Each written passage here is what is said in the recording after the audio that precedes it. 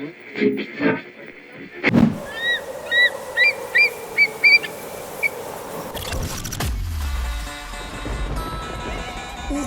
olumaphiko olugula amaphiko kwaye kwaphephezela omiyane iyona nobuciko nomnyunyiyo edweleni isivinini emafini icula ingoma emnandi yayahlukanisa unyaka omusha komdala inyoni enezigidigidi zabalandeli abayilandelayo zamemeza sezidololozela sathi siyayazi le nyoni yayiculela okhokho bethu abanye abathule isibongo sokhozi FM sisibhalelwe isidadada sothu ukhozi FM luhamba phambili. Ngikubingelele ngikwamukele kuKhozi FM TV igama lami nguNeliswa Ngwakacele. Namhlanje siwumndeni woKhozi FM sihlangene ndawonye endlini zomsakazo enkonzweni yesikhumbuzo somunye woza kwethu osephinde washiya uMamzanele wakwaMbokazi.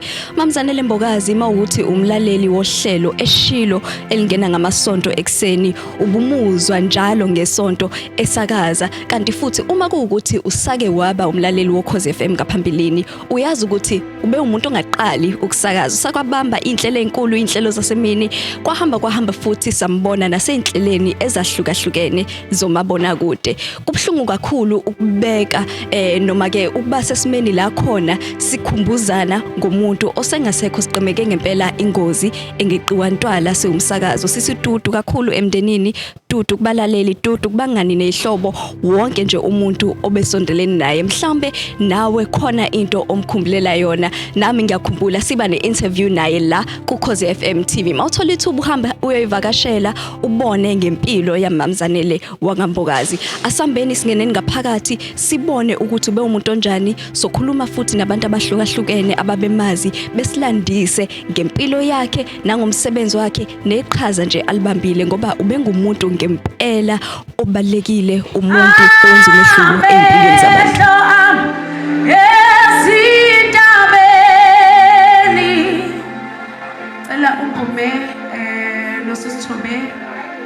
Sisiphumelele bangitholela ama-mic beze nje mameduze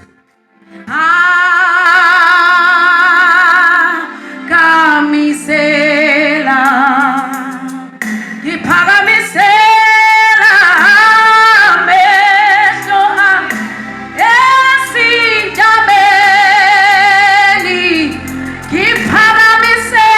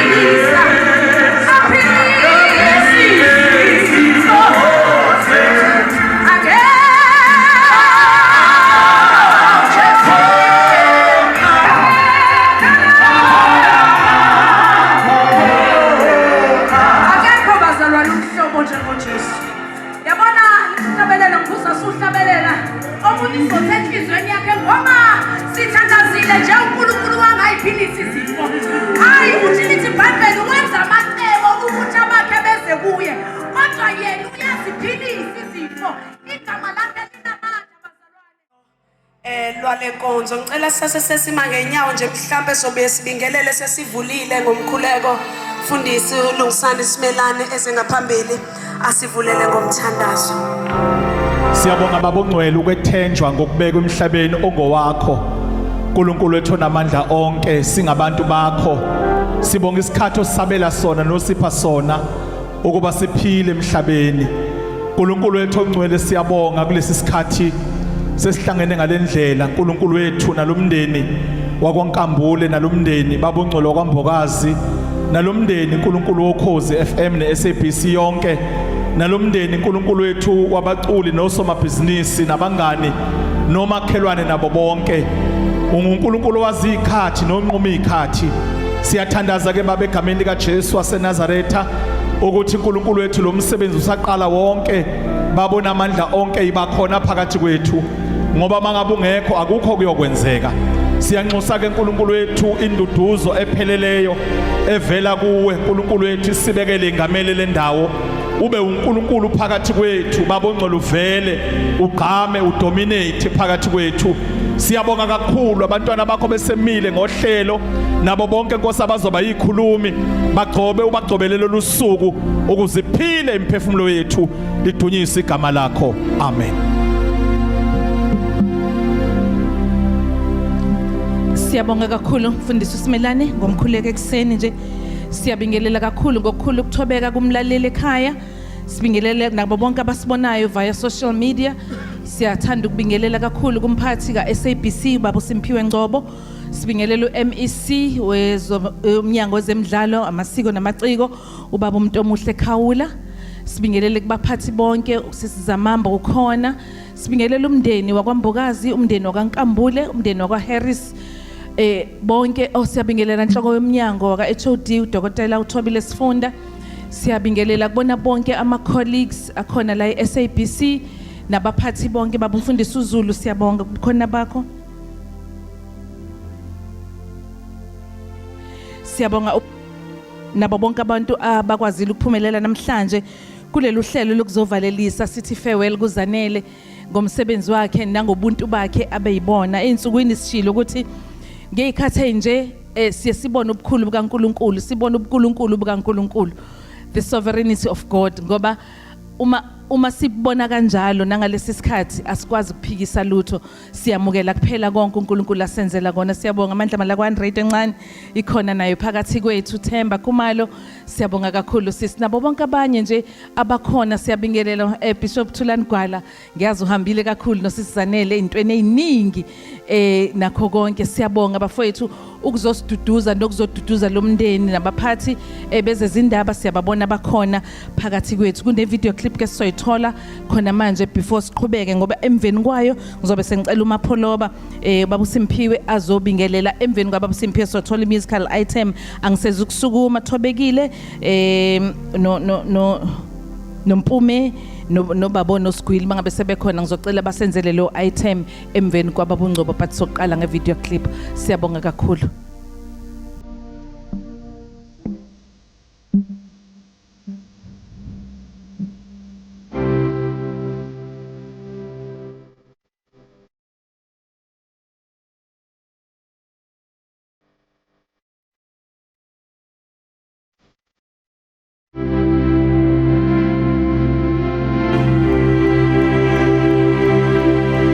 Hamba phambili ngempela Ukhozi FM.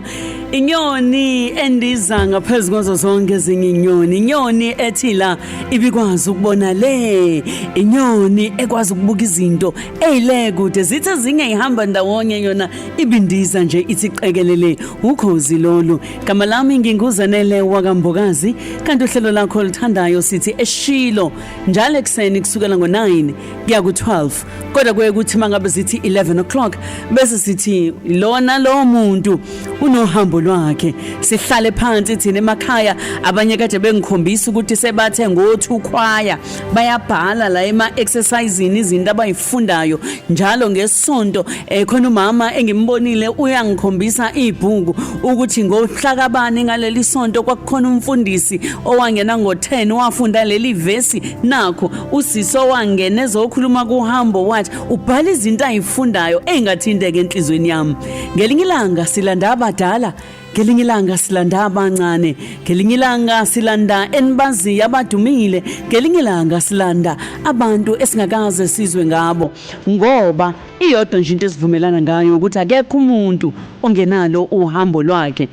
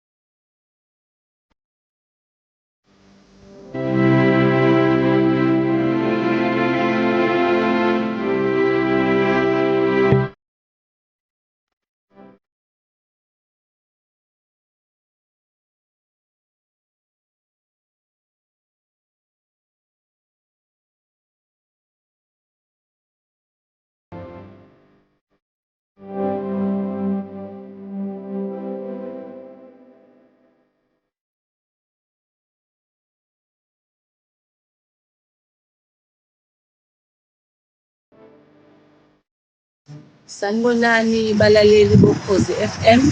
Okhulumayo umama uNomfundo Mcoyi, uMrs Zondo, umngane omkhulu kaZanele, umama uNkambule osedlulile. Izindaba ngizithole ngomsombuluko ekuseni ngabo 6:15. Zaze zabuhlungu iy'ndaba, angizifiseli omunye umuntu. Umama uZanele simbonile gula phambi kwethu, but besingakulindele ukuthi usengahamba ngesikhathi esincane kangaka. Umama simenzele ngisho umkhuleko, sawu-athenda, simthemba uNkulunkulu ukuthi uzowenza umehluko empilweni yakhe. Kodwa akwenzekanga. OkaNkulunkulu-ke asikwazi ukushintsha. Uma yena esehlelile, asikwazi thina ukumphikisa. Ubuhlungu esibuzwile ngomuntu ofana noMama uZanele angazi ngathini. Umuntu who was not selfish, umuntu obekuthanda ukusiza abantu. Ama-artists amanye manje abantu ngenxa yakhe. Kuningi nje akwenzele umphakathi. Ngikhumbula nje one incident ngiza e-studio la kade i-interview khona ugogo ka-TikTok. Mina ngimazi-ke nogogo ka-TikTok, bangiyena umuntu olalela u-TikTok kakhulu. Angifonele ngoba kunalolu hlelo laseshilo, icebo lethu njalo eli-advertise kulona ngesonto. Athi mngani, uza e-studio, ngiyazi uza ku-interview, ngicela uphathe noma yini ongayiphathela ugogo. Ngithi ugogo muphi? Athi khona ugogo ka-TikTok naye la e-studio. Ugogo nje ngazi useneminyaka emingaki. Achaze, ngingabe ngisabuza-ke, ngivele nami ngithinta i-team yami, gijimani nongithengele ukuze ngikhave isikhathi.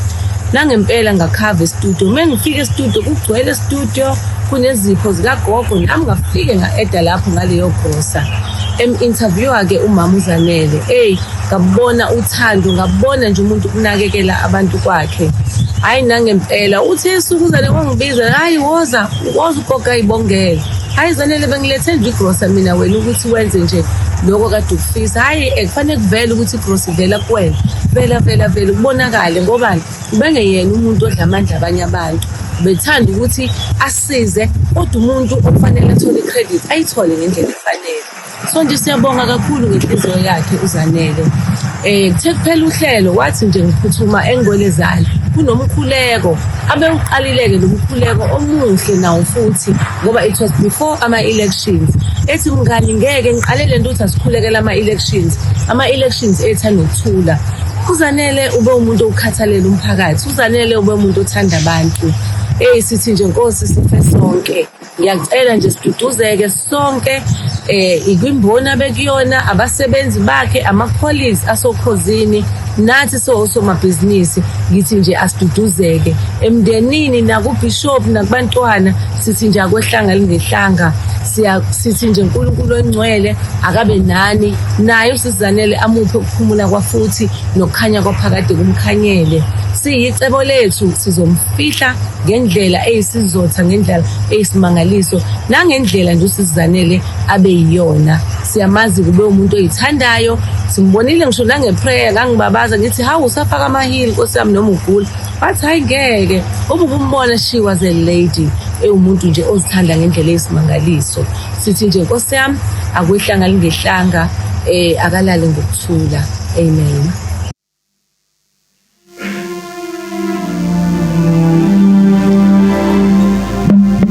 Sanibonani. Igama lami nguSimpiwe Wakangcobo, o-Regional Manager SABC. Ngiyanibingelela egameni lenkosi yethu. Lolu kuusuku oluhlelwe inkosi. Iyo beyazi ukuthi ngosuku lolu sobe sihlangene kanje. Ngodadewethu esimkhonzile kakhulu. Ngithanda ukwamukela abomndeni wakaMbokazi nabakaNkambule.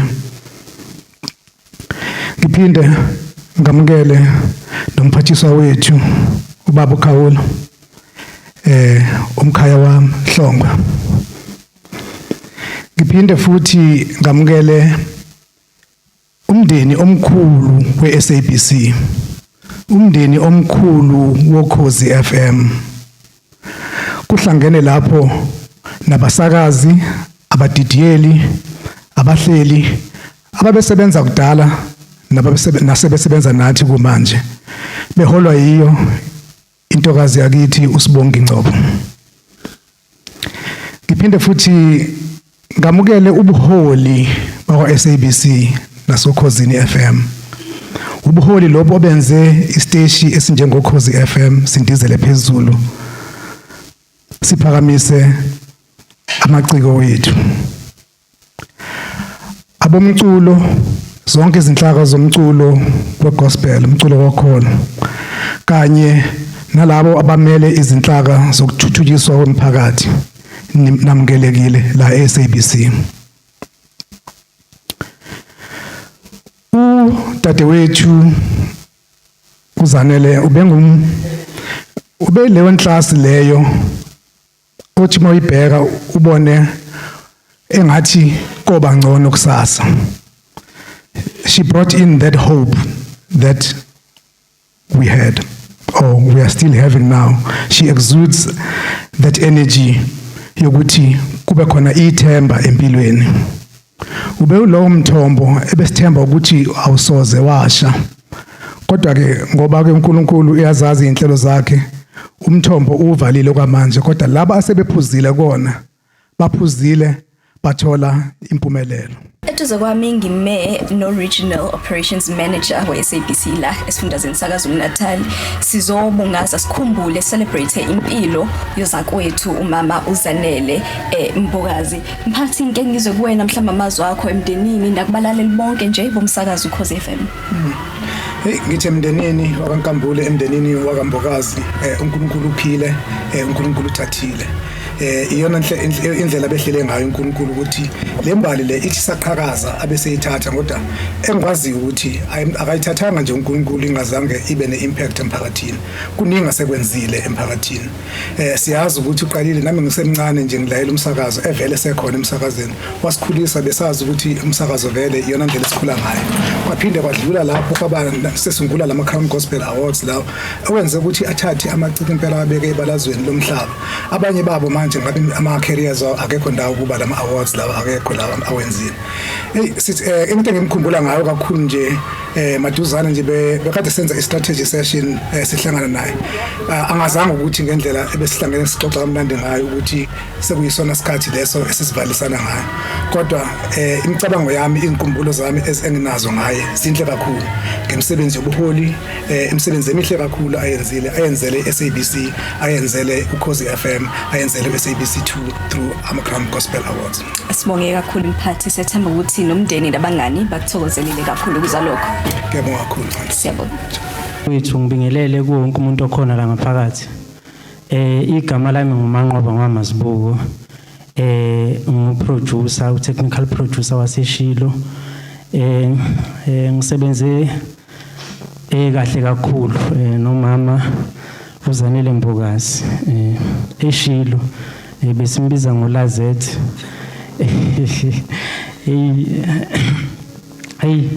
Ube umuntu obathanda kakhulu abantu, ube umuntu obakhathalele kakhulu abantu abalaleli.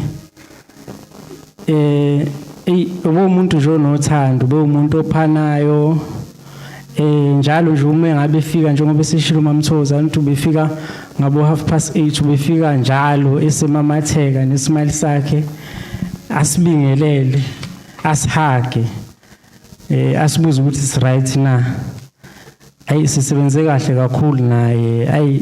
Ubelalela futhi ubengena inkani uMamZanele, ube umuntu nje okhona ukumtshela ukuthi asenze ukuthi manje nangempela kiwe lapho.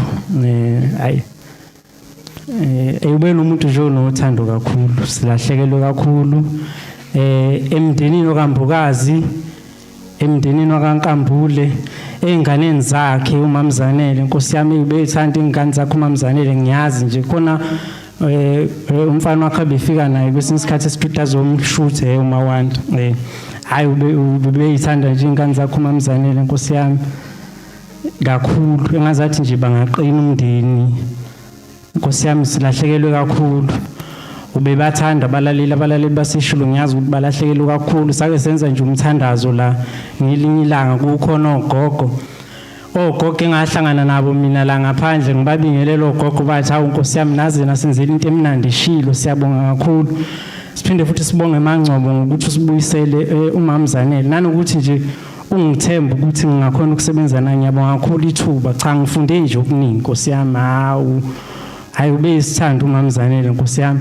Noma ngikhuluma naye efonini bengivele ngithi mengimfonela nje ngizwe ismile ngale. Athi sawubona ngizwe ukuthi uyasmile ujabule. Nkosi yami ukuthi ngiyamfonela. Hayi ugulile simbonile uMamZanele Nkosi yami. Ngoba wafika futhi khona nje isho wayenze egula. Eyokugcina ngicabanga ukuthi kuhamba kwakhona ubhuti uSiyabonga Shibe.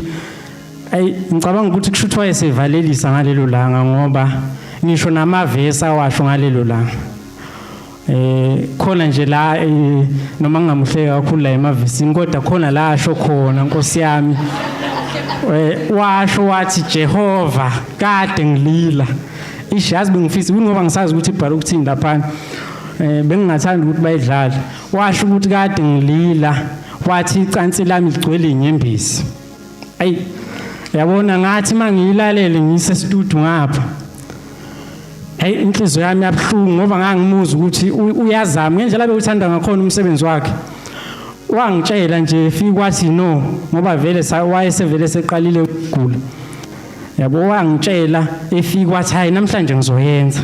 Nangempela wayenza. Kwaba isho yakhe yokugcina ngalelo langa. Wayenza isho yakhe kodwa ivoice uyizwa ukuthi ayivumi kodwa ke ngoba umuntu obewuthanda umsebenzi wakhe manginokuthi mhlambe uzofika kwesinye isikhathi manginokuthi uzofika emva kwesikhashana ubeshesha ngifonele athi namhlanje khona la ngisuka khona angisuka endlini ngudanyana hayi ngilinde ngithi okay kulungile ngizodlala ingoma ke ngilinde kodwa futhi avesana afika isho engakaqali afike sehleka sethi hayi ngisheshe ngafika njalo behlezi iqhamuka nesmile sakhe esephethe isikhwama sakhe esephethe icatshulo zakhe amaqox. Awu Nkosi yami sokukhumbula lazethu futhi nje ngakukhumbula mina kusukela nje ungabi bikho from ngelanga nje lokuqala ngakukhumbula ngalelo langa. Ishilo ayiphindanga yafana. Angisho ukuthi mhlambe la bebenza ngenye indlela kodwa nje cha ngempela amagalelo akho abonakele. Engathi nje ungaphumula ngokuthula. Ngiyazi ukuthi la usukhona manje usendaweni enhle kakhulu, usendaweni right.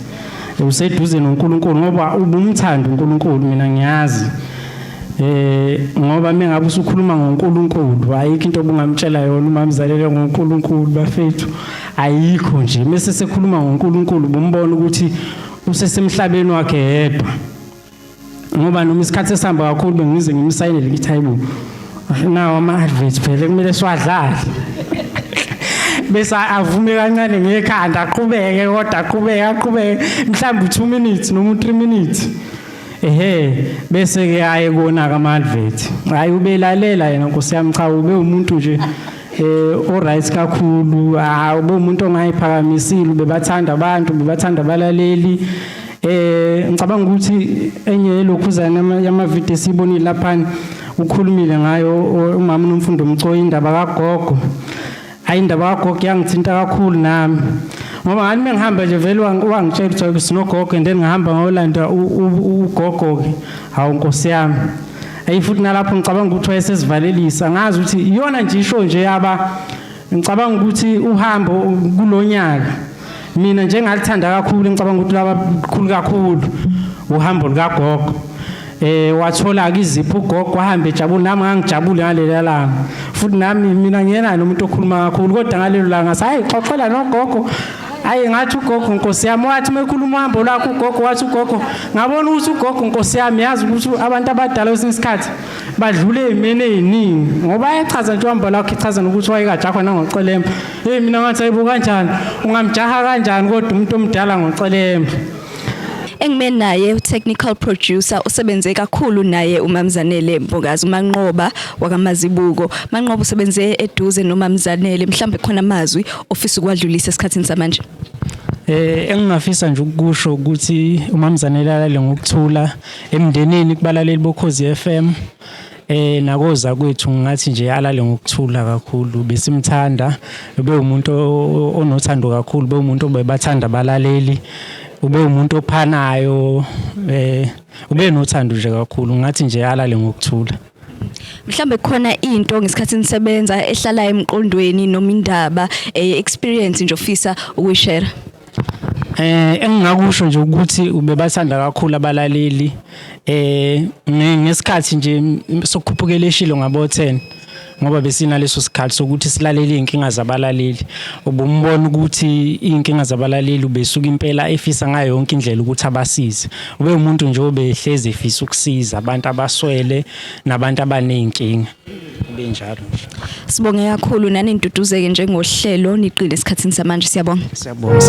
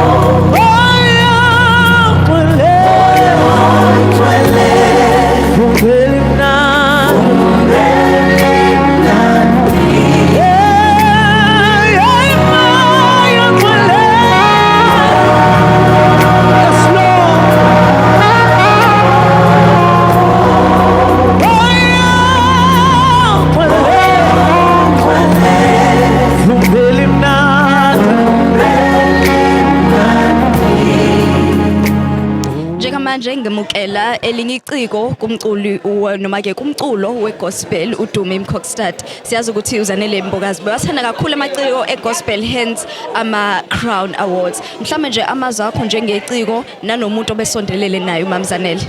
Ngibingelele sesami ngibingelele kumbukele ekhaya ngegama lika Jesu.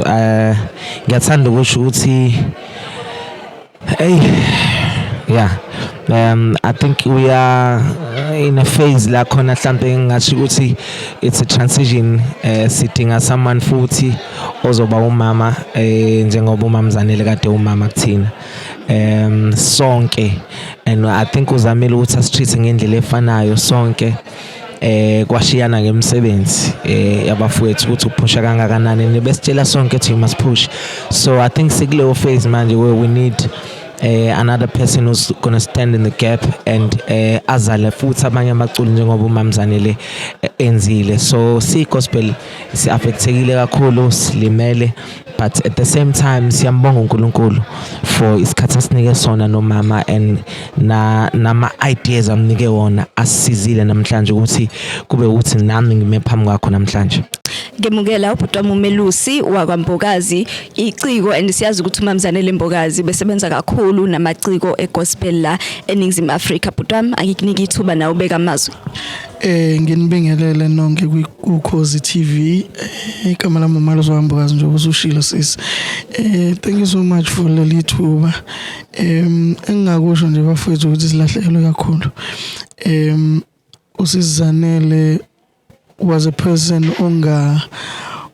oyivisionary kulento yegospel music. Wasungulela into sonke sasingayicabangi, wayisungula yaze yakhula yabankulu ngalendlela ukuthi yakhulisa ngisho umculo wegospel, yakhulisa kunabantu abama brand namhlanje agcwele South Africa nangaphandle abakhiwe iyona le Crown Gospel Music Awards. So siyakubonga lokho kakhulu, but silahlekelwe kakhulu. Umndeni kakhulukazi ngithi awududuzeke uBishop Nkambule nezingane neteam yonke ade sebenza nawo noKhozi FM abasakazi bonke abantu atesondelene nabo ngithi abaduduzeke kakhulu. uNkulunkulu siyamema njengamanje ukuthi ambe nathi kulesi simo esibhekene naso ngoba sibhlungu kakhulu, siqebeke nje ingozi engeqiwa ntwala ngalesi simo. We always know ngaso sonke isikhathi ukuthi umuntu uzohamba kambe ashiye emhlabeni, but akuyona into ejwayelekayo futhi akuyona into esihlezi ilindele ukuthi izokwenzeka. So siyacela kakhulu ukuthi nabantu nabo wonke umuntu bakhulekele umndeni nezingane nomkhwena wakho uBishop bakhulekele nje konke. Siyabonga. Sibonge kakhulu, siyabonga. Kwamele umndeni duduzekani awu baba MC mphathi wami nebandla lonke elikhona la ngiyakubingelela. Ngiqale ukwazi uZanele ngihlangana naye sifunda e-University of Natal. Ngiyathanda ukuchaza ukuthi hayi ngoba sasowontanga mina ngasengisebenza sengiqhamuka khona la emsakazweni ingabe sengithi uZanele hawu kanti cha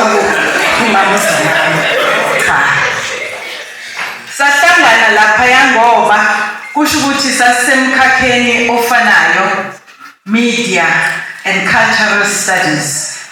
Mina ngithathe ngoba vele sengikhona in the world of media sengijake ngiyokucobelela ulwazi. Yena unentshisekelo nje ayidalelwe yokuthi sengathi angaba in the world of media. Awu yabona noma usumdala usufunda nezingane ziningabi izinto obonayo ukuthi usalele emuva zibodwa ziloku zikulungisa ziloku zikhava ziqondisa.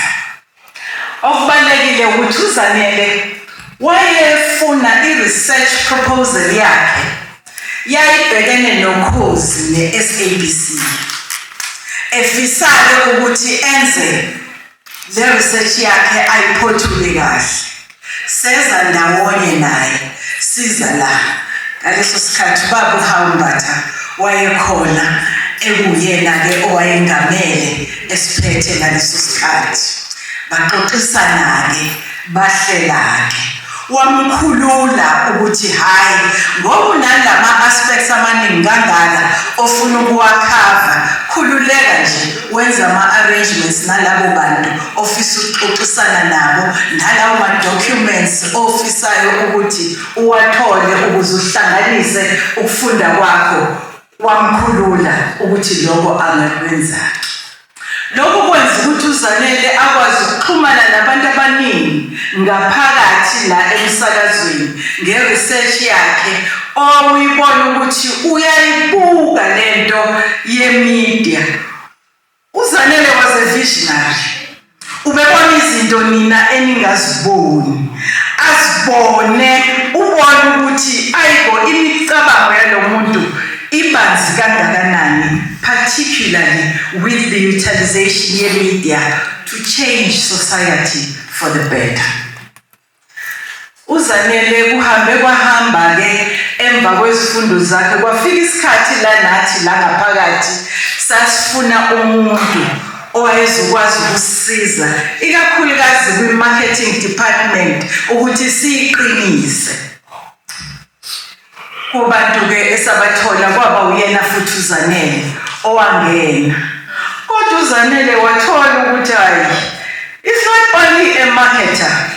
uZanele umuntu multi-skilled, multi-talented, onezinto eziningi akwazi ukubona. I-presentation yakhe uma ngabe epresenta hayi kona uma ngabe sephambi kwabalaleli indlela axhumana kahle nayo nabantu nokukwazi nje ukuhlela kahle umsebenzi wakhe.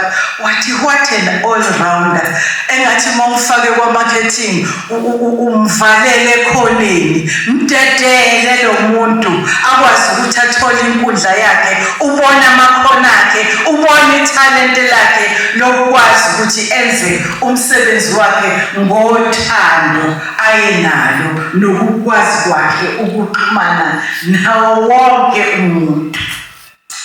Ngiyazi ukuthi kuhambe washiya uZanele emsakazweni. Kodwa uma ngabe ngithi washiya emsakazweni uZanele never left umsakazo. So ke kukuwena ukuthi uzibonele ukuthi umuntu onjani lo.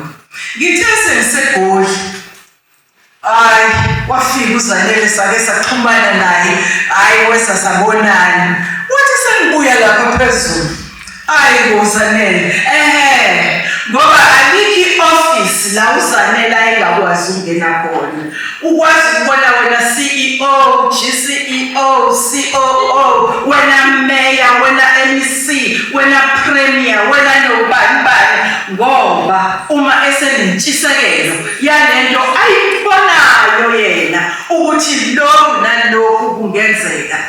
uZanele kuphela onokwazi ukuthi akwenze akufeze ngendlela akwenzeke akubona ngayo. Mangithi visionary hayi ukuthi uzolobu entshela njengale vision uzoyenza yena ngokwakhe. Uma ufuna ipresentation uzothi hey angilalanga bekuwo 3 o'clock ngize ngithi angibeke ukuthola ngoba bengenza ipresentation ngiyahamba ngiyehhovisi lapho ngiyopresenta khona ngoba ama ideas akhe okwakhe ubunyonico ekwazi ukwenza izinto bekuyisimangaliso. Noma wena uyayibona noma ngaba uyibona wena lento kodwa yena wayekwazi ukuthi uzoyenza ayenze meticulously. Uyabona mesenza into uyibona ipolishekile yinhle uyayibona ukuthi umuntu obeyiphupha lento eyihlela bekuwuZanele abe muhle athi ama-crown gospel azoswenka athi bazokhipha ama-ball gowns bawagqoka ama-ball gowns mabenginabo bazohamba bayowathenga esho kanje athi bazogqoka ngizobagqokisa ngoba kunomcimbi abayakhona kufanele babe bahle abantu. Zanele was a gift of our time, but I wonder if we really appreciated her fully, if sambona ukuthi uyini. Uthe emasontweni amathathu back uSibonge wasiqoqa sahamba nomphathi wesiteshi waphambilini ibonga ukuthi siyombona.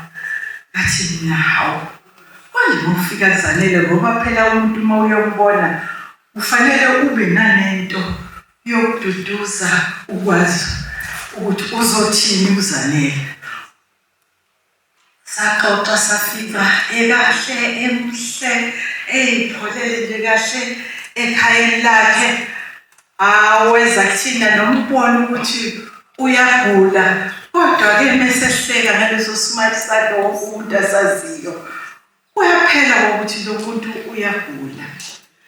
Sesixoxa lithi waZanele mina ngazi ukuthi mangaduduza wena ngizoqalaphi uma ngathi ngikhuluma nawe wena wabhala incwadi yakho yokuqala ngqa uthi when uyabona noma ekhuluma ukuthi this battle is not yours athi give it to the master.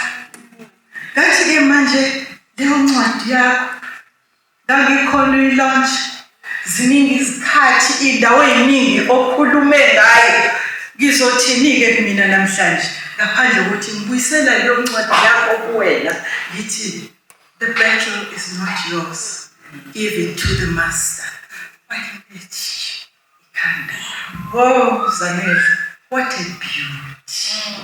Wazithanda uZanele. Ubuhle obungaka wabathanda abantu abakhe. Wabathanda abantu uZanele. Sengathi uNkulunkulu anompha ukuthula amphe ukuphumelela wafuthi. Amen. Hallelujah. Naze nangifaka ukuthi ngikhulume emva kwabasakazi abakhuluma kahle kanje. Kusho ukuthi vele benifuna ukubukisa ngami. Kodwa ke siyabonga uNkulunkulu ukuthi sila. Siyabonga abaphathi bohlelo. Sibonga nokuzwa ukuthi ke ama-crowds nama-future leaders athi mangabe asungulwa abantu bebasuthi ipizza. Sikuzwile lokho.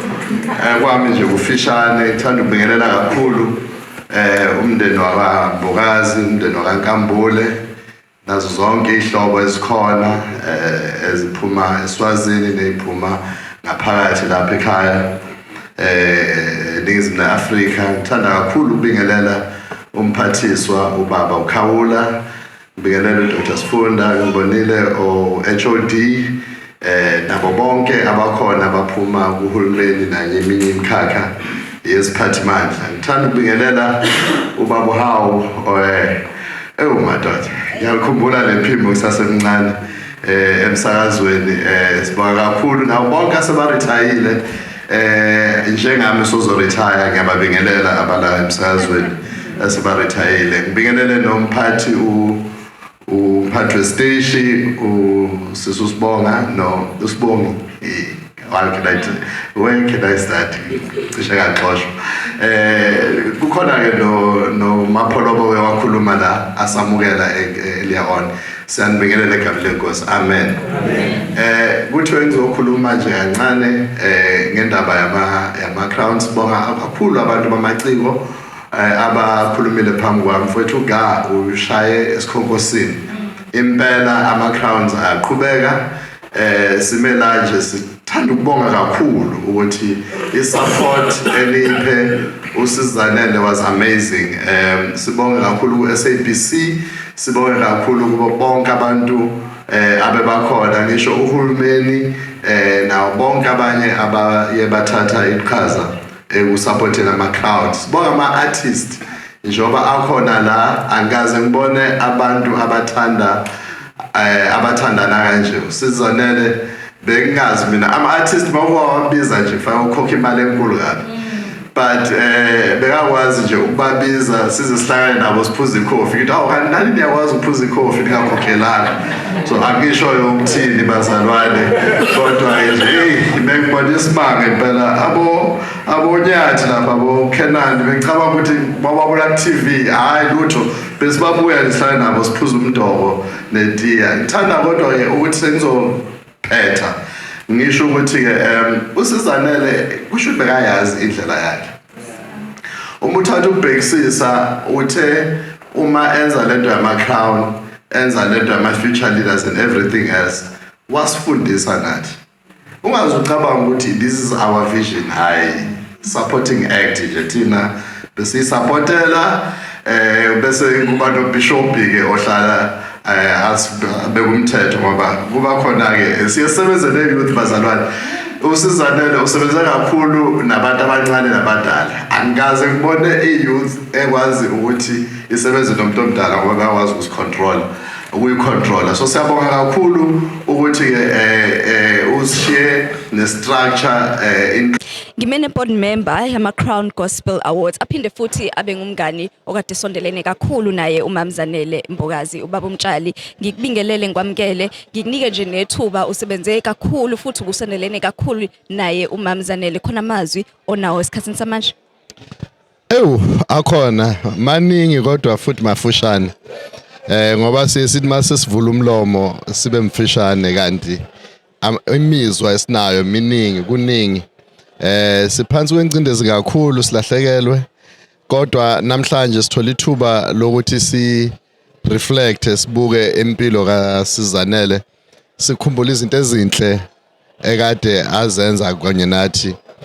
Sithokoza kakhulu ukuthi uNkulunkulu ukhethe thina ukuthi asiphe isipho esifana noSizanele.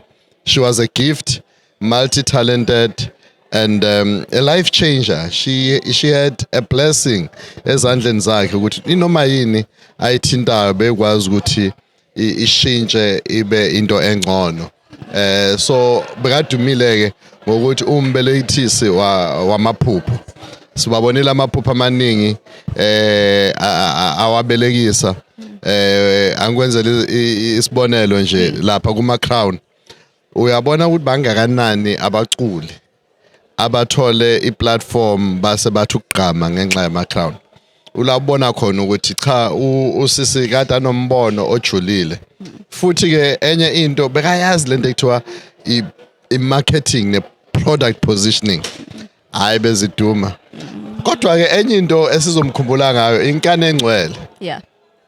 Bekuthi mase kushubile besebenza into the night ngoba imisebenzi yama events nemisebenzi yama crowns and positioning kusetshenzwa ubusuku nemini. Bekuthi mase kushubile sesiphikisana besathi ngeke Mtshali angivumi sengilethe inkane engcwele. Athi ngiyayiletha inkane engcwele. So inkane engcwele yenze kwaphumelela abaculi abaningi, kwaphumelela nabantu abaningi kunezinye izinto bekazenza like ama future leaders. Lento leyo nomgengana and many more lapho ukwazi ukuthi afundise abantu ngalento esithi phecelezi ama life skills. So she was a life coach. Akwazi ukuthi ahlomise intsha ngezinto ekufanele izazi nefanele izenze ukuze iphumelele. So nje silahlekelwe kodwa ke futhi ke the smile nale mkeno nezowezwe lakhe uyohlala ukhona njalo enhlizweni zethu. Siyabonga kakhulu baba Ntutuzeke. Siyabonga kakhulu. Thank you. Njengamanje ngimene nomhlonishwa uMEC Khawula of Sports and Arts and Culture. Baba Khawula ngifisa ukuzwa nje amazi akho esikhatsini samanje uZanele Mbokazi ube umuntu othandwa kakhulu nje eNingizimu Afrika nakuyimboni yezamaciko. Kunjalo Magaya ngiyabingelela udadewethu uZanele thina sikhule sibukela kubo beyosisi bethu. Kodwa futhi ngisho ngithi wonke umuntu okhona ngabe omdala kunaye ngabe omncane kunaye usizanele obe yilowo muntu oyilambe likhanyisa yonke indawo. Ngakho sibadala sibancane siyakhula sibukele okuningi kuyena waba umuntu oqhakazayo. Ube umuntu ohambayo ayibambe into ngesandla bese yayenza. Ube umuntu oyiphuphayo into abese yithatha ayoyibeka kwibalazwe bese iyenzeka. Kodwa ngikuthande kakhulu ukuthi mase yenzeka angayivaleli kuyena kepha ayidedela ukuthi wonke umuntu akabe nethuba lokuthi leli phupho lakhe naye alizwe ukuthi limnandi kanjani. Ngakho ke ube isikhondla khondla nje sethu sempilo. Manje ke kuvuleke igebe elikhulu emphakathini waKwaZulu Natal, emphakathini waseNingizimu Afrika, kodwa ikakhulukazi kumndeni wakho omkhulukazi woKhozi okungaba inhlangano ngaphakathi kanye nangaphandle izigidigidi zabalaleli.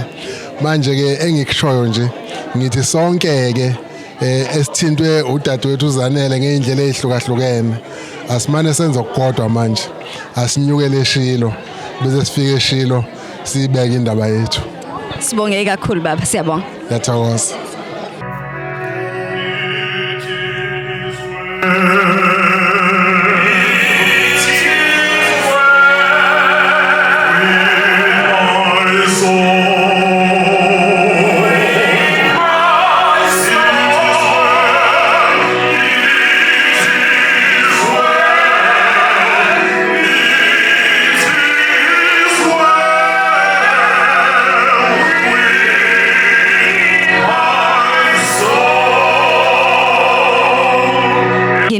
Umsakazo woKhozi FM Lucky wakaNkosi ongena njalo ngamasonto naye usebenze kakhulu naye uMamZanele wakaMbokazi. Ngikunike nawe ithuba nje ushamaza ofisa ukwasho.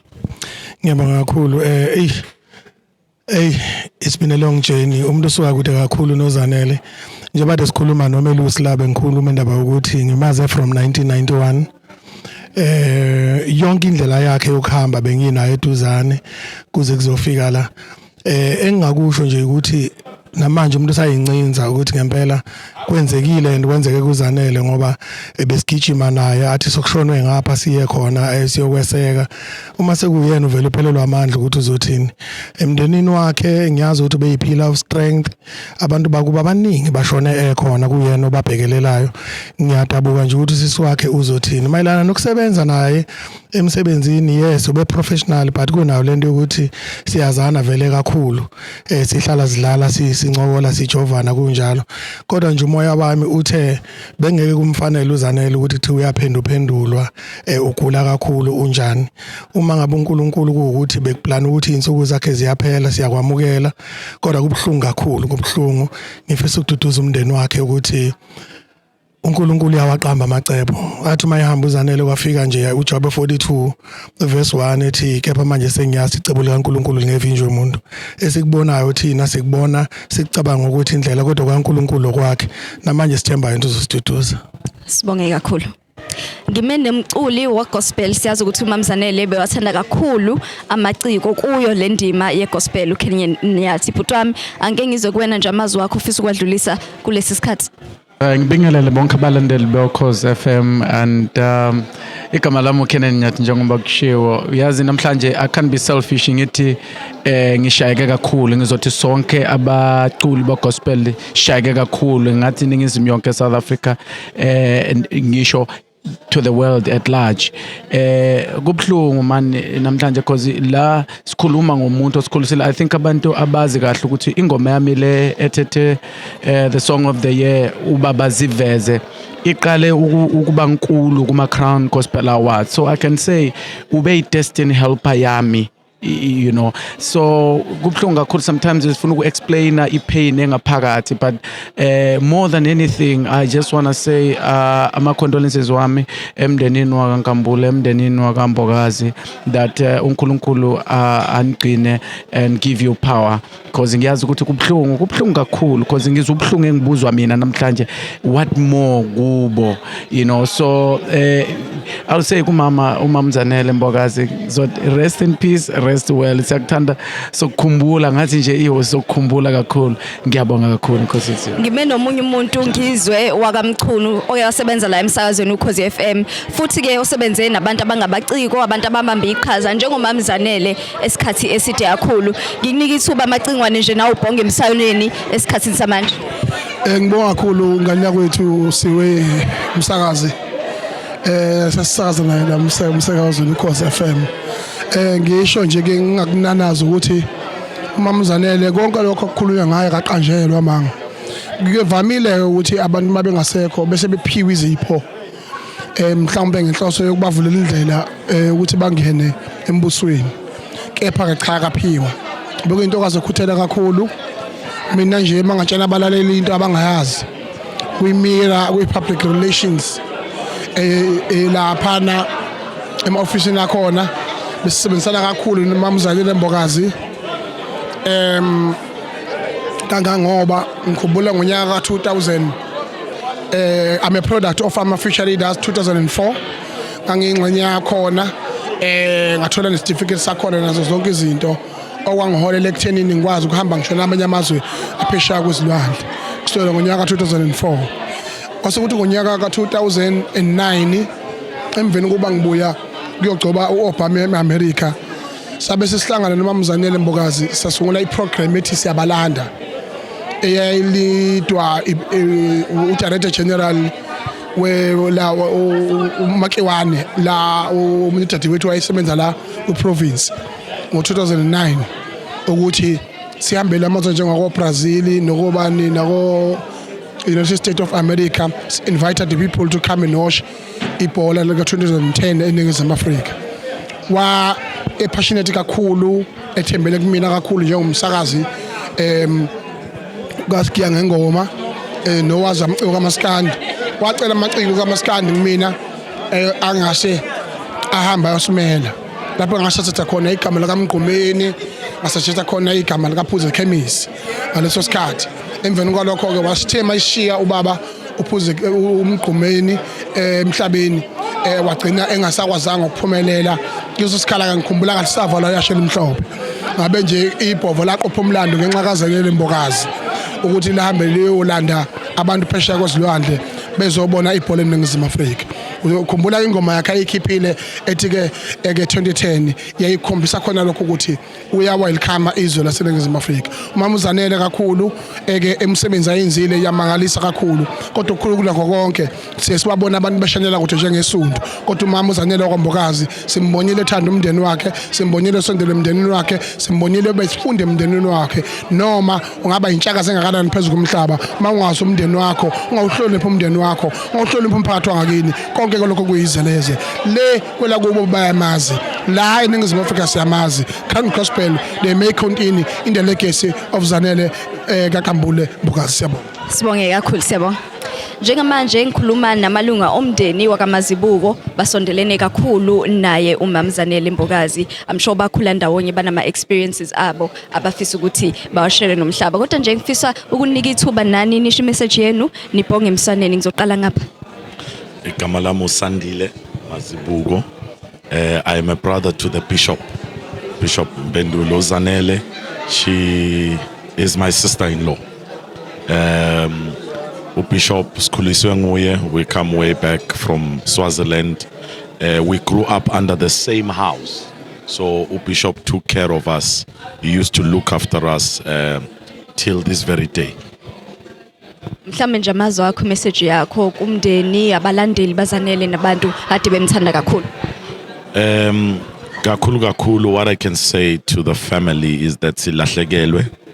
Obviously nema fans akhe alahlekelwe, and siyakholwa ukuthi uNkulunkulu uyumuntu ongakwazi ukusiduduza kulesimo lesesibhekane naso, and siyakhala kakhulu, silimele as a family, obviously, and her followers, but ke uNkulunkulu ukhona, and let's keep on the vision yaMama Zanele. Now Bhuti Msandile angikunike ithuba. No, what I can say is that she's been a blessing. She has impacted life positively. Communities, not just family, communities. Her legacy shall live on. She has literally brought positivity. People who were throwing in the towel, people who were giving up on life. She literally catapulted them to the next dimension.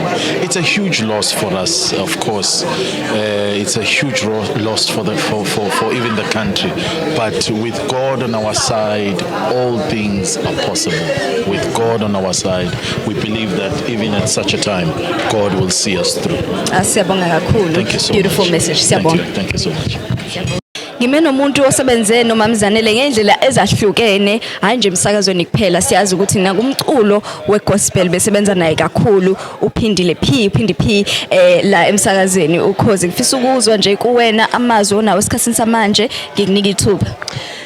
Hey, Neliswa sikhathazeke kakhulu soza kwabo kaMama Zanele. Bekuyinto engalindelekile. I know ukuthi isifo secancer baye basho bathi mase kuthiwe icancer kusuke sekuvele sekubheda, but mhlambe bekuzoba ngcono kuba uNkulunkulu besinikeza ithuba lokuthi simane simbambe leso sikhathi. Manje wavele washeshe wahamba, kubhlungu kakhulu, imoya yethu iphukile kakhulukazi ke thina bemculo wegospel njengoba usushilo. Mina ngihlale ngilusho udaba lami sekwaba yiculo lami ukuthi ukuqala kokuvelela kwami ukuthola iplatform ephakeme kakhulu was 2019 when uMama Zanele decided out of the blue ngingazanga because yabona makuyima nominations ngekuthiwa noma ubana kacula. So the song I sang they should wayithanda, and then wasathi ayizocula kuma crown, and mangifika ngilapha ya ku live ngasekugcineni, live show ngasekugcineni, and ngazibuza ngathi uNkulunkulu, what is it that you're doing? And abantu abaningi kusukela lapho baba introduced to me nomculo wami. So angiphezulu kumbonga, ngiyambonga uNkulunkulu ukuthi angikwazile ukumbonga esaphila ngikhulume lamazwi. Kubhlungu ukuthi akasekho, kodwa sithi Dudu emndenini, Dudu ehlobeni sohlala simkhumbula, siyamthanda kakhulu. Uyibekile into ke bandla. Uyibekile impela. Siyabonga. Siyabonga. Thank you. Njengamanje ngemukela omunye wozakwethu umsakazi weDanki 12 to 3 uZimdola. Ngifisa naye ngimnika ithuba ukubhonga emswaneni, siyazi ukuthi uZanele sebenze kakhulu naye. Hey dadewethu, ngiyathanda ukubingelela kakhulu bonke ababukeli boKhozi TV, umsakazo uKhozi FM, umndeni wakaMbokazi, umndeni wakaNkambule, umndeni waseshilo, uKhozi FM. Sithi nje siyakhala kakhulu nathi ngokushiwa uzakwethu obesithanda ngendlela eyisimanga. Uthando lukaZanele akile uthando obuzo yolifuna uzuyolugubha, uhlangana nje nayo kumamatheka azokunikeza khona kwemukele. Mina ke bethi mina ngingumzukulu wakhe ngoba uyisihlobo, cha uyena owumzukulu wami, because ubethi gogo kimi ngoba uthi unogogo owumantshangaso kuyena owamkhulisayo. Ngicabanga ukuthi into enjalo owayeka ichaze ngoba bethi mina ngimbize ngumzukulu. Ubesithanda kakhulu nathi simthanda, seswele namazwi esingawasho, kodwa sithi nje sengathi uNkulunkulu ngamamukela. Sifikile isikhathi icebo likaNkulunkulu lingephikiswe noma singathandaza kanani, kodwa uNkulunkulu mase ifuna imbali yakhe ayitshalile emhlabeni, thina asinakunqaba nayo. Siduduza kakhulu umndeni wakaMbokazi. Sibonga kakhulu, ngidlulise nje nokuthi nawe ududuzeke uqine. Siyazi ukuthi akukho lula ukulahlekelwa umuntu onguzakwethu. Siyabonga. Kodwa iresilience kaMama Zanele to make sure leli igama elisho ukuthi ama-awards angavimbeli ukuthi asifune province. If there is a government ongaqhamuka athi nansi funding, kwenzekile ngonyaka odlule iqhamuke eGauteng ahamba ama-awards ayikhona because bengayo perception, because it's very expensive ukuhost i-event. So bekuyilokho, but ukwazile ukuthi abalansise ngayo yonke indlela abekwazi ukusebenza ngayo. Nanokuthi ke into engifunde kuMama Zanele ile ethi uma ngabe niphi umsindo njengomuntu nami owenza izinto ethile ama-event, noma ngaba nomsindo ongakanani, fix your eyes lapho phokophelele khona, because at times umsindo ungakwenza ukuthi ushift and lose focus yalento oyibizele. So mamzalwane sifundele lokho-ke ukuthi ububaluleke umsindo kodwa ubehlalelile impela yokuthi ukuthi lokhu akwenzayo uyazi ukuthi wenzani and ivision abenayo ibenkulu kakhulu kunalo umsindo okuwenzeka around. Umunye wabasakazi bokhozi FM uLonda wakambatha naye ngimnika ithuba lokuthi adlulise nje umbiko kubalaleli emndenini wonke nabo bonke nje abantu ade besondelene naye uMamzanele njengoba kade usebenza naye. Ngithanda nje ukuthi Dudu emndenini kuthina siyoza kwabo uZanele Mbokazi ngempela kubhlungu nje akakakholwakali kodwa ke ngiyathemba ukuthi uNkulunkulu uzoba nathi ebekade nje ngikufisa ukudlulisa kakhulu kubalaleli nalabo ebekade belalela uhlelo lwakhe eshilo bebemthanda kakhulu sithi nje Dudu kubona uNkulunkulu abaqinisa. Siyabonga kakhulu. Umunye wabasakazi bomsakazo ukhozi FM engime nabo njengamanje uLee wakaHlophe naye somnika ithuba abhonge emswaneni ngoza kwethu uZanele Mbokazi. Ngibonga kakhulu siwe. Silahlekele somsakazo ukhozi FM, silahlekele somphakathi eSouth Africa. uZanele ngibona nje mina njengoba ngisakhula kwezokusakaza umuntu kade ngibukela kakhulu kuyena ngendlela ebekade wenza ngakhona umsebenzi ubona uthando bekade nalo. Ngizwa langaphakathi preparation uma nqoma ngasanikhuluma ukuthi bekade prepare kangakanani umsebenzi ukhombisa kona ukuthi yinto bekade ithanda kangakanani ukusakaza ukhozini nokusakazela abalaleli. Silahlekele kakhulu nangendlela beambitious ngayo iambition yakhe njena iyona imithetho yambeka lana khona amagalelo wakhe bemahle kakhulu kwezokusakaza kwezamabhizinisi kuyona yonke into. Asazi singathini kuhle esikufundile kuyena kuningi futhi esikufundile kuyena sithi nje umndeni izihlobo abalandeli abathandi bomsakazo ukhozi FM angathi nje bangaduduzeka kulesi sikhathi lesi sinzima kanje nesibhekene naso nathi siyabasakazi bokhozi FM. Siyabonga kakhulu. Umunye wabasakazi bokhozi FM engime naye njengamanje Nkosinathi wakamshengu naye usebenzile kakhulu naye uMamzanele Mbokazi. Ke nginike nje ithuba nawe udlulisa amazwi ubhonge emswaneni. Angazi ukuthi umuntu ufaka aqale kuphi kodwa engakusho ukuthi lokho kuyisifundo sokuthi impilo sibolekiwe yona. Sikhona isikhathi kuyofika empilweni umnikazi wempilo bese yayithatha. Kodwa kubaluleke kakhulu ukuthi nesisale nako kuyena uMazazet ukuthi leli thubo sokunikezwe lona sengathi ungenza ngokusemandleni ukuthi uyalisebenzisa hayi kuphela ukuthi uyisebenzise uphakamisa wena kuphela kodwa ke kube khona abantu abazokhuluma ngawe nabazokhuluma ngemisebenzi oyenzile ngoba njengamanje ngicabanga ukuthi imisebenzi yakhe ekhuluma kakhulu uMazazet wonke umuntu osondelene naye nothola ithuba lokusebenza naye kunento ethile sokuzoyifunda kuyena sibhlungu kona kodwa ke iqiniso lisho njalo lethi siyofika isikhathi ngeke ngisho njalo mangisakaza ngithi singakulibali emva komuntu nomuntu une-expire date ekhona kodwa ke sithi asiduduzeke wathi uKansas City show goes on. Siyabonga kakhulu.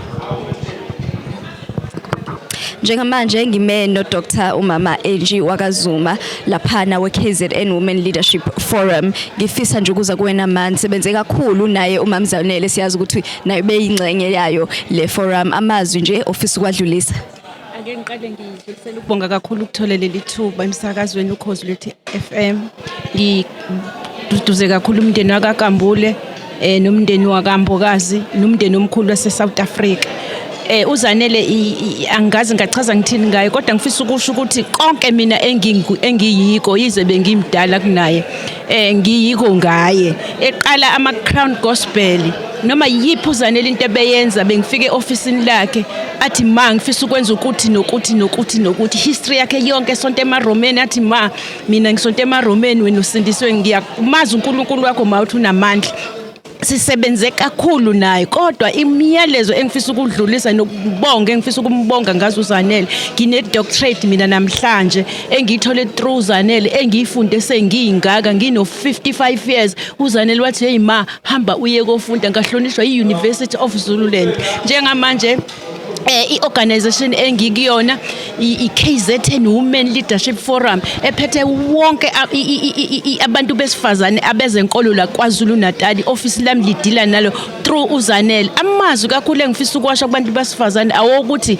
ngifisa ukuthi sithandane ngifisa ukuthi sibambisane ngifisa ukuthi singabukelani phansi ngifisa azi umuntu ukuthi ngoba uZanele njalo mengigqugquzela ubeyathi ma hamba ngalawo mandla anawo iloko kusho engifisa ukusho namhlanje ukuthi uZanele usebenzile uyibekile induku ebandla intombazane iwenzile umphakathi wase South Africa nakwamanye amazwe angaphandle ngihambile mina ngaye Australia kusafika uHIV and AIDS sayofunda sihamba noZanele sayofunda ngoHIV and AIDS ngangiqala ukugibela ibhano noHIV ngathi Zanele ngizo presenta kanjani wathi no ma ngizokubhalela phansi speech engizosikhuluma ngehla lapha estairs wasukuma intombazane yangihaga ngabuya ngihappy uZanele ngithi Zanele uhambe kahle nasekhosini ngiyacabanga ukuthi ube isibonelo esihle ngifisa ukusho bonke abantu besifazane ukuthi abasukume bazibambe baqhubeke la kade uZanele lefuna ukuthi siqhubeke khona ngiyabonga kakhulu siyabonga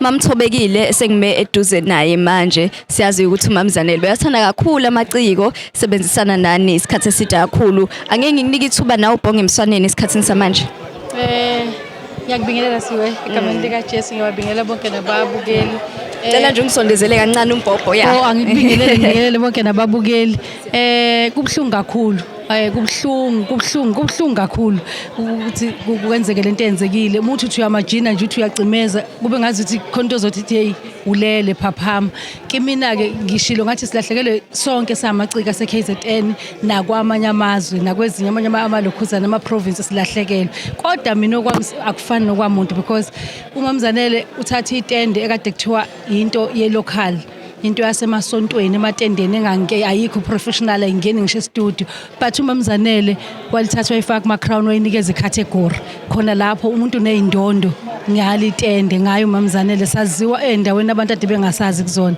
so kube buhlungu kakhulu sifisa nje umoya wakhulele ngokuthula uNkulunkulu agcina abantwana bakhe nomndeni wakhe abaduduze kanye nabantu ade sebenza nabo ngiyabonga siyabonga kakhulu maniduduzeke siyabonga kakhulu eduze kwami ngime noMamNini Mbelu obomngane osondelene kakhulu naye uMamZanele wakambokazi nezo sengiphamisa nezwi ngoba abantu sebaphuma kodwa soqhubeka ke sithole imbiko esikhathini samanje ma anke ngizwe kuwe amazi akho nje esikhathini samanje sanibonani unini wakwaMbelu uMamZanele ubeseduzana kakhulu nenhliziyo yami abasaziyo bayazi ukuthi besingahlukani noma ikuphi la sihamba khona besihlala sibonakala sobabili into engingayisho nje ukududuza umhlaba wonke umndeni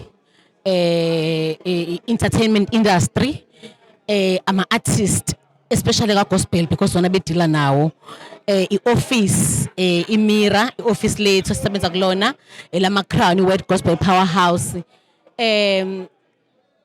noBokhozi FM umndeni wakhe la edlulele khona ngifisa ukusho nje ukuthi guys silimele sonke sishayekile kodwa ke angeke sigudluke ekukhonzeni uNkulunkulu asime noma sesikhuleke kangakanani singalilahli ithemba lokuthi sesikhuleke kangaka waphinde wahamba kodwa intando kaNkulunkulu necebo laNkulunkulu lingevinjwe ikona ukuthi masibambelele siqhubeke nenkani engcwele uMamZanele ubethi iba nenkani engcwele ulwe njengoba naye elwile mhlawumbe kubantu bangabona ku3 months umncane kodwa kuthina beseduze kwakhe sibonile ukuthi ulwile kakhulu so sicela ukuthi leso spirit sakhe sokulwa sisale kona wonke umuntu obeseduze kwakhe ukuthi siyalwa sibe nenkani engcwele kunoma yini into esiyenzayo emhlabeni siyabonga kakhulu mawududuzeke siyazi ukuthi simasilula siyabonga duze kwami kume uMamphel Mgobhozi besondelene kakhulu naye uMamZanele Mbokazi ngifisa ma ukukunika ithuba nje nawe udlulisa amazwi ofisa ukwadlulisa lesi sikhathi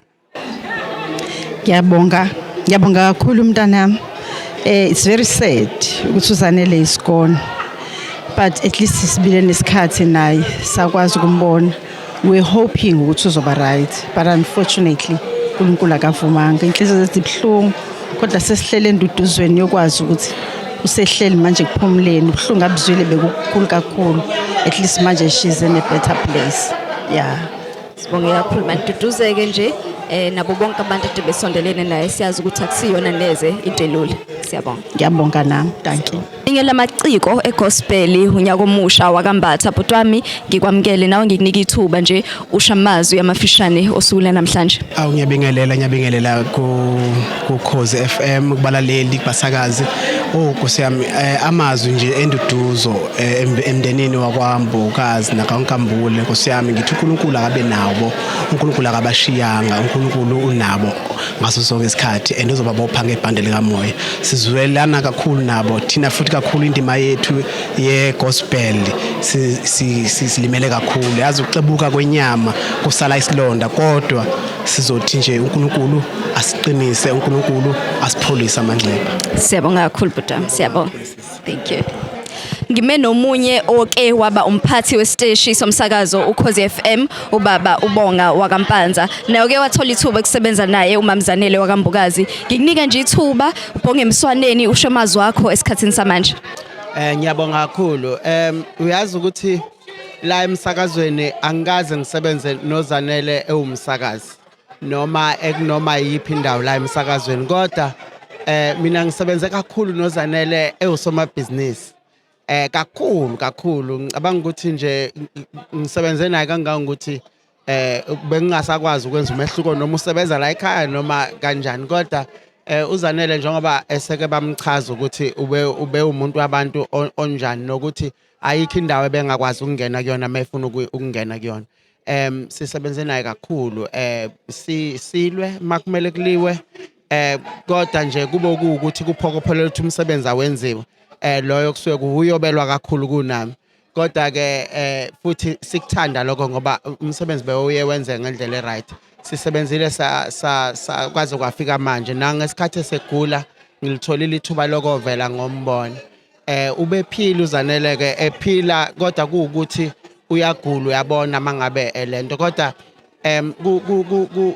uZanele ngithi kubalandeli bakhe abalaleli boKhosi FM nakuwo wonke umuntu obesondelene naye abangani ababemthanda from a distance baduduzeka ngokuhamba kwakhe emhlabeni kubi kuyazwela kakhulu kube kuya ngami ngabe usekhona ngoba imicimbi le esihlangene ngayo namhlanje bekuhlobo lemicimbi yakhe uZanele ngabe uye nje okhomba izinto ukuhleleka kwezinto ke namhlanje kuchaza indlela yena abeyiyona kodwa ke sithi uNkulunkulu akamkhumbuli akhona amazwi awakhulumayo ngazwela kakhulu ngesikhathi egula ethi ke na uyafisa ukuthi asinde waze wathi ke na awungicabanga nje sekuthiwa ngifile kuthiwa umncwabo wami kwangiphatha kabi kakhulu kodwa ke asingakucabanga kanjalo intando kaNkulunkulu kodwa sicela yena uNkulunkulu ukuthi amkhumbule uZanele amkhumbulele at least ke konke okuhla kwenzile konke okuba ngakubheki.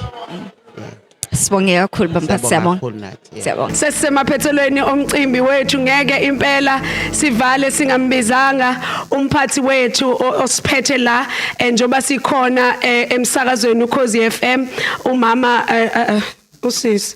Mhlambe khona ke nje uNkulunkulu into ayikhulumayo ke manje. Uyakhuluma ke manje uNkulunkulu. Naku sengikufaka kwelinye office usisi uSibonga Ingcobo simshayela izandla umphathi woKhosi FM siyabonga. Khona uvuma inkosi mayikhuluma mphathi.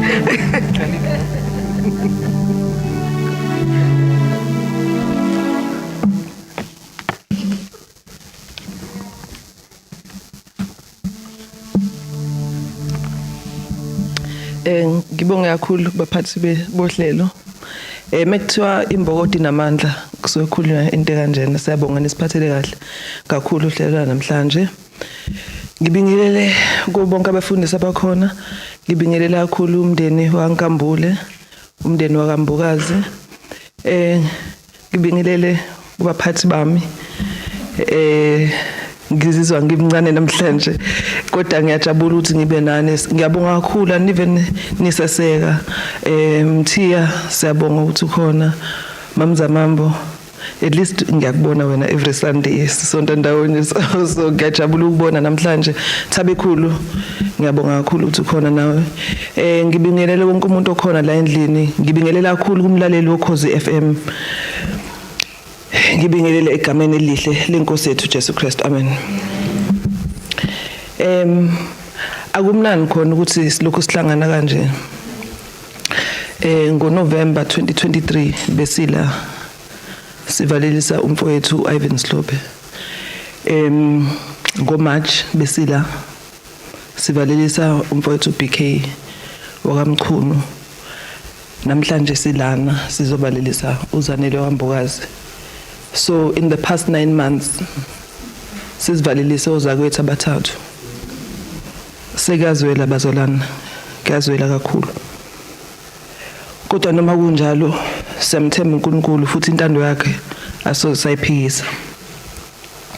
Okwami kuzoba kufishana kakhulu namhlanje ukuzobonga. Ngizoqala ngokubonga yona imndeni yakwaMbokazi neyaNkambule. uZanele was and will forever be a giant.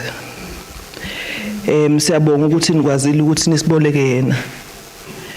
Nimdedele ukuthi abe umazethu weNingizimu Afrika yonke. Ezinye izifundo engizifunde kuZanele into ehlula abantu abaningi kakhulu. Le ekuthiwa work life balance. uZanele ukwazile ukuba unkosikazi kuBishop, umama oqotho uyingane zakhe, waphinda waba umama kubalaleli nabalandeli bakhe.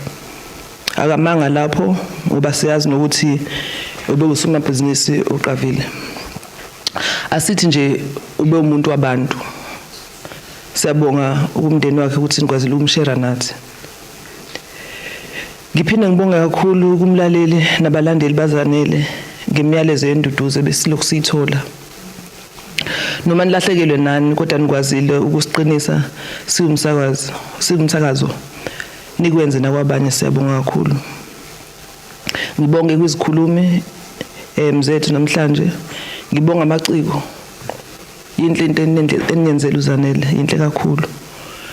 Ngibonga kakhulu nakuNomfundo Mqoyi wecebo lethu ngalonke usizo asinize lona namhlanje. uNkulunkulu asibusele nengane zakwethu. Ozakwethu la emsakazweni ngaphansi kwalwazi Mthabela kanye noPhel Maseko Bhinqose. Ngiyabonga colleagues nimhloniphe ngendlela enhle uZanele. Phela ithimba lakho selenze umsebenzi omuhle emoyeni behlonipha umsakazi wethu. Siyabonga. Chibi nawe nethimba lakho niuhlele kahle umcimbi wanamuhla. Ngithe la bengithumela khona uThabekhulu imininingwane yanamhlanje. Wathi ukwazi kwahleleka ngathi uyena uZanele.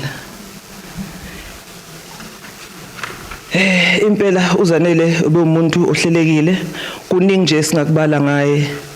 Benenhliziyo enhle kakhulu. Bese kubona lokho indlela bephethe ngayo wonke umuntu obehlangana naye.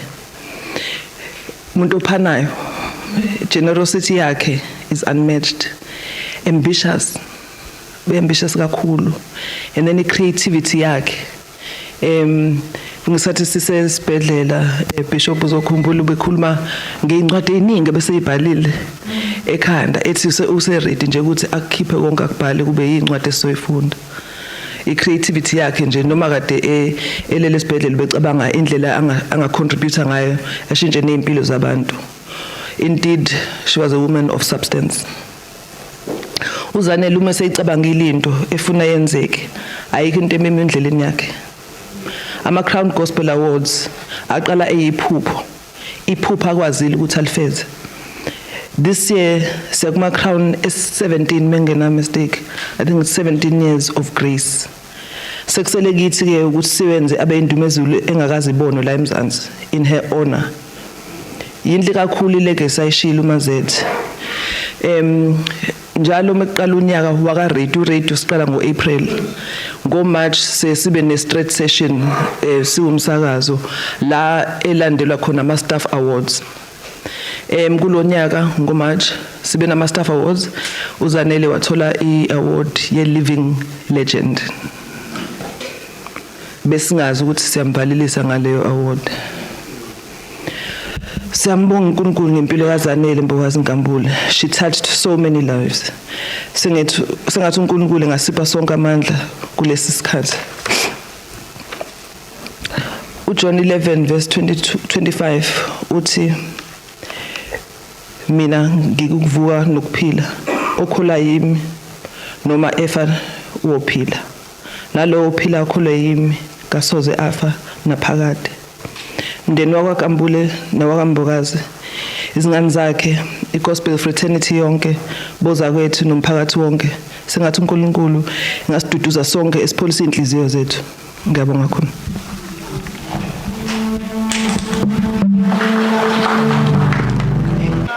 Ngime nomphathi steshi womsakazo uKhozi FM uMrs Bongi Ngcobo naye nje fisa umnika ithuba abonge emswaneni adlulisa amazwi esikhathini samanje.